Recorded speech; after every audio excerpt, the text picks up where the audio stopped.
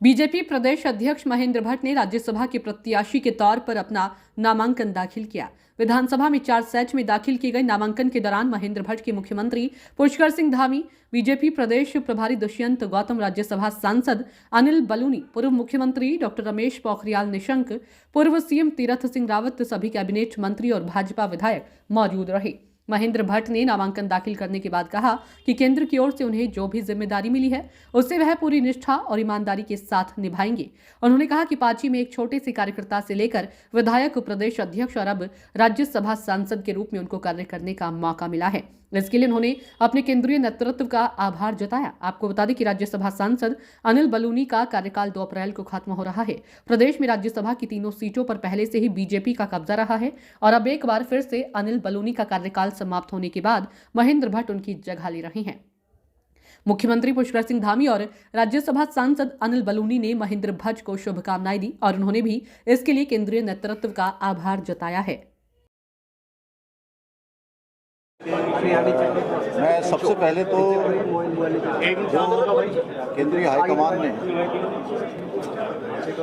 हमारी पार्टी ने, माननीय प्रधानमंत्री जी ने, केंद्रीय नेतृत्व ने जो माननीय महेंद्र भट्ट जी के नाम का राज्यसभा के लिए चयन किया, मैं केंद्रीय नेतृत्व का, माननीय प्रधानमंत्री जी का धन्यवाद करता हूं।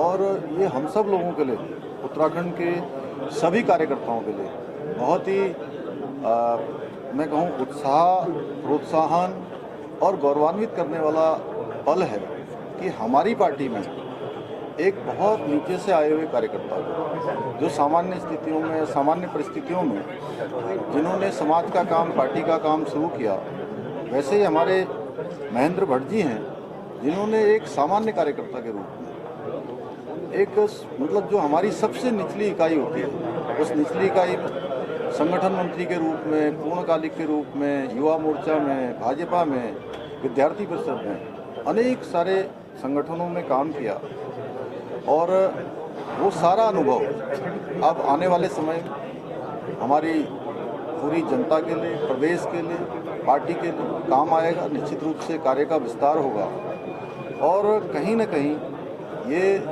हमारे जो कार्यकर्ता हैं, जो सामान्य रूप से सब लोग आपसे कनेक्टेड हैं, आपसे जुड़े हुए हैं, उन सबको भी अपनी बात केंद्र तक पहुंचाने में बहुत आसानी होगी।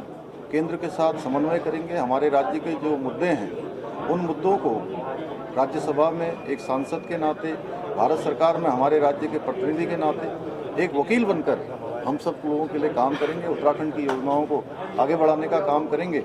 मैं महेंद्र भट्ट जी को बहुत बधाई देता हूं कि उनके नेतृत्व में जहां हमारा संगठन तेज़ी से आगे बढ़ रहा है, अब केंद्र के साथ हमारा समन्वय और तेज़ी से आगे बढ़ेगा। हमारे जो मुद्दे हैं सीमांत क्षेत्र के, और सबसे बड़ी बात है कि आप सीमांत जनपद चमोली के, जिसको अभी उसी जनपद के माड़ा गांव को हमारे प्रधानमंत्री जी ने, जिसको अंतिम गांव कहा जाता था, उसको पहले गांव की संज्ञा दी और आज उसी क्षेत्र से प्रतिनिधित्व मिलना निश्चित रूप से जो हमारे सीमांत क्षेत्र हैं, सीमावर्ती क्षेत्र हैं, उनके लिए बहुत बड़ी एक सौगात है।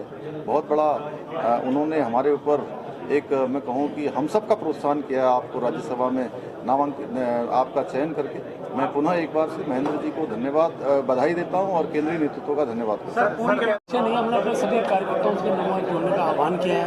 नमो ऐप पे अनेकों मोदी जी के जो 9 वर्ष की गतिविधियाँ, उनको पूरा उल्लेख है।